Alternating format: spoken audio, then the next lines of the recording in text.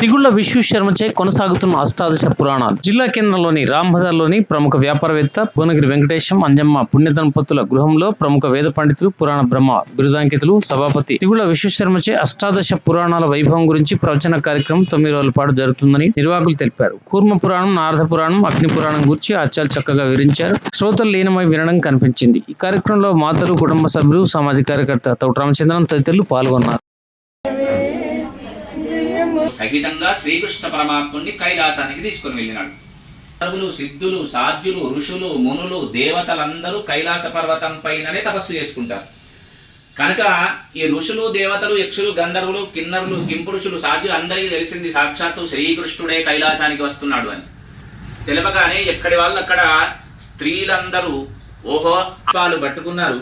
ఎవరి గుంపు వాళ్ళదే. యక్షుల గుంపు యక్షుల దగ్గరనే, గంధర్వులు గంధర్వుల దగ్గరనే, కిన్నరులు కింపురుషుల దగ్గరనే. మనమైతే ఒక అమ్మవారిని ఎదుర్కొనేటప్పుడో, ఒక వినాయకుడిని ఎదుర్కొనేటప్పుడో, ఒక జగద్గురు శంకరాచార్యులు వారు వచ్చినప్పుడు ఎదుర్కొన్నప్పుడు ఎట్లాగైతే కార్యకర్తలుగా ఉండి అందరము పట్ట అనుకోగానే ఈయనే అనుకున్నాడు కైలాస పర్వతానికి దగ్గరికి రాగానే ఇక్కడ నన్ను మెచ్చేవాళ్ళు ఎవరుంటారు, ఈ అందం సరిపోదని చెప్పేసి ఆయన కూడా కొంచెం లావణ్యాన్ని పెంచుకున్నాడు, అందాన్ని పెంచుకున్నాడు.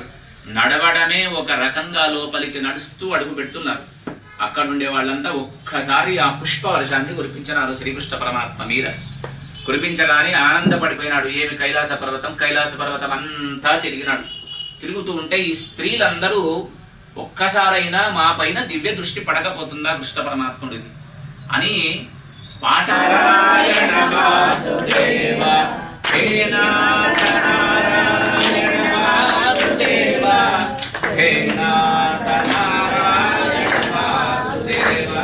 ఆనందం పడిపోతూ కృష్ణుడిని చూస్తే ఎంతటి కృష్ణుడు, ఎక్కడి నిమలిపించము, ఏమి మకర కుండలాలు, ఏమి వస్త్రము పీతామంటిది ఆపాద మస్తకము శ్రీకృష్ణ పరమాత్మను చూసి కస్తూరి తిలకం లలాట పరకే వక్షస్థలే కౌస్తుభం గజాననం భూతగణాధిసేవితం కవిత్తజంబూ ఫలసార భక్షణం ఉమాసుతం శోక వినాశకారకం నమామి విఘ్నేశ్వర పాదపంకజం వ్యాసాయ విష్ణురూపాయ వ్యాసరూపాయ విష్ణవే నమో వై బ్రహ్మనిధయే వాసిష్ఠాయ నమో నమః శృతిస్మృతి పురాణానాం ఆలయం కరుణాలయం నమామి భగవత్పాద శంకరం లోకశంకరం. ఆధ్యాత్మిక సనాతన వైదిక ధర్మాన్ని పాటిస్తున్నటువంటి భక్త జనావళికి శుభాకాంక్షలు తెలియజేస్తూ స్థానిక జగదాలయంలోని మహారాజ శ్రీ భువనగిరి వెంకటేశం, లక్ష్మీ సౌభాగ్యవతి అంజమ్మ గారుల నివాస స్థలంలో అష్టాదశ పురాణాల సారాంశం అనే ఒక అద్భుతమైన సంకల్పాన్ని దంపతులు పెట్టుకున్నారు. ఆ దంపతుల యొక్క సంకల్పం నిర్విఘ్నంగా జరగడం కోసం అటు పరమాత్ముడు గురుస్వరూపములైనటువంటి శ్రీమాన్ నంబి వేణుగోపాలాచార్య కౌశిక గారి యొక్క దివ్య చరణాలకి సమర్పణ చేస్తూ నమస్సుమాంజలు సమర్పణ చేస్తూ 9 రోజుల ఈ కార్యక్రమం కొనసాగుతుంది. అందులో భాగంగా నేటి రోజున అగ్ని పురాణముతో పాటు నారద పురాణం, నిన్నటి రోజు జరిగినటువంటి ఏ కూర్మ పురాణం ఉందో ఆ విషయం చెప్పుకోవడం జరిగింది.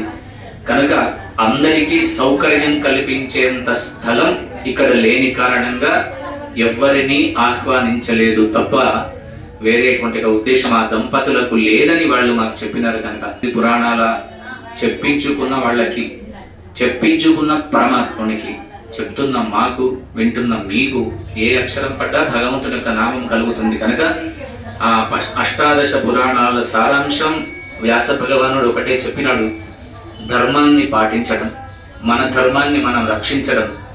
ఏ ఆశ్రమ ధర్మంలో ఉన్నామో అది బ్రహ్మచర్య ఆశ్రమం, గృహస్థాశ్రమం, వానప్రస్థాశ్రమం, సన్యాసాశ్రమం, ఏ ఆశ్రమంలో మనం ఉన్నామో ఆ ఆశ్రమంలో చెప్పబడినటువంటి ధర్మాలను నిర్విఘ్నంగా నిర్వర్తిస్తూ ఉంటే ఆ పరమాత్మ యొక్క దివ్య ధామానికి అందరము వెళతామని.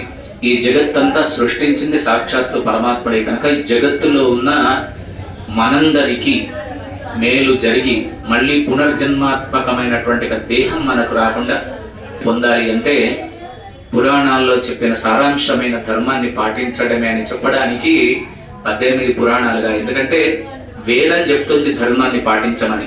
అటువంటి వేదం అందరికీ చదువుకునేటువంటి అవకాశం లేదు. కనుక తాను కిందికి దిగి వ్యాసుడై అవతరించి 18 పురాణాలను విభజించి ఏ పురాణంలో ఏ పరమాత్మని పట్టుకున్నా దివ్యధామం వెళ్తామని తెలియజేయడం కోసం ఒక బిల్వ పత్రము, ఒక తులసి దళము, ఒక పుష్పంగా చేసుకొని అందరినీ పునీతులు చేయడానికి వ్యాసుడు కంకణం కట్టుకొని విభజించినవి 18 పురాణాలు.